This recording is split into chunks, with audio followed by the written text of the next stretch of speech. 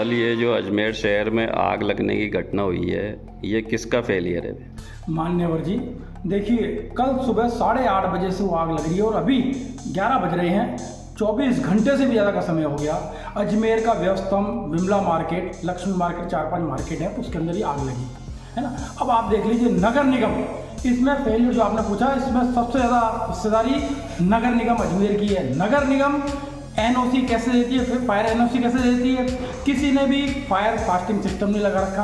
पूर्व में भी 4-5 जगह अजमेर शहर के जो परकोटे वाला इलाका है, जो भीड़ भाड़ वाला इलाका है, उसमें आग लग चुकी है, परंतु प्रशासन उसके बाद भी नहीं चेता।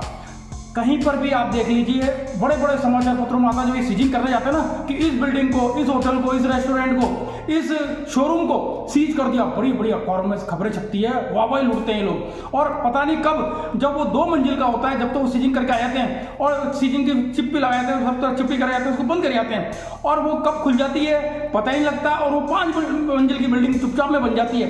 क्या इंस्पेक्टर नहीं है, जमादार नहीं है, एएन नहीं है, एक्सचेंज नहीं है, पूरा लवाजमा है नगर निगम का। परंतु जितनी भी ये जो अवैध अतिक्रमण हो रहे हैं, इनके खिलाफ आज तक कोई कार्रवाई नहीं की। मैं आपके चैनल के माध्यम से ही इन अधिकारियों से पूछना चाहता हूँ कि 5 साल के अंदर मुझे बता दीजिए, आपने कितनी सीजिंग जो करी, उसने कब आपसे आदेश लिया खोलने के, कोर्ट से कब आदेश आए, किसी को कोई जानकारी नहीं है।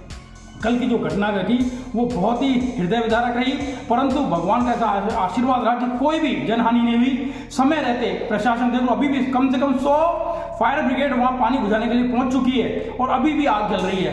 ऐसा अगर भीड़ वाले इलाके में होता है तो स्टेशन रोड है, जहाँ पर वो फायर ब्रिगेड आराम से पहुँच सकती है, बड़े बड़े रोड हैं। अगर यही जो भीड़ वाले इलाके हैं, छोटी छोटी गलियाँ हैं, उनमें हो जाता तो क्या हाल होता।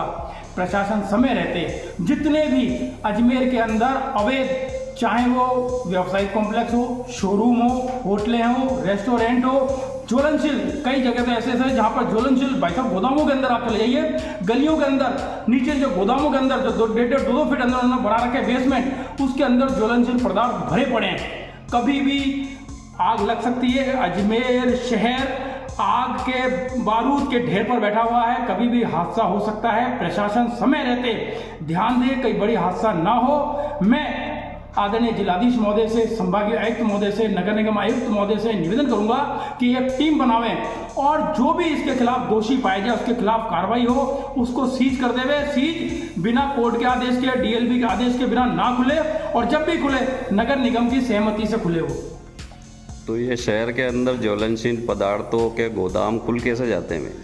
आपके सामने ही है भाई साहब, एक नहीं सैकड़ों की संख्या के अंदर ज्वलनशील पदार्थ जहां ओपन बेच रहे हैं और खुल रखी है। इनको सब पता है। क्या जमादार दिन भर वहां नहीं घूमता? इंस्पेक्टर को पता नहीं है? स्वास्थ्य अधिकारी को पता नहीं है? एईएन, जेईएन, एक्सचेंज, जो भी नगर निगम की एक बहुत बड़ा लवाजमा जिन पर करोड़ों रुपया खर्च होता है, ये लोग निकलते हैं, इनको पता है, परंतु कोई कार्रवाई नहीं करते। मैं 5 साल के अंदर बता दीजिए, किसी भी ऐसी ज्वलनशील बिजनेस, जबकि उनको लाइसेंस लेना पड़ता है नगर निगम से और पूरी सेफ्टी रखनी पड़ती है कि फायर जो भी एनओसी जब ये देते हैं कि इसमें आपको कोई ज्वलनशील पदार्थ है तो उसकी एनओसी लो, परंतु इनके पास कोई एनओसी नहीं है। मैं जैसा चाहे बेच रहे हैं, कोई बोलने वाला नहीं है। और मैं फिर भी आपसे कह रहा हूं कि अजमेर की जितनी भी हैं उसमें 90% व्यावसायिक कॉम्प्लेक्स, शोरूम, होटलें, जो भी है अवैध है। किसी के पास भी फायर एनओसी नहीं है, नगर निगम की फायर एनओसी किसी के पास भी नहीं है।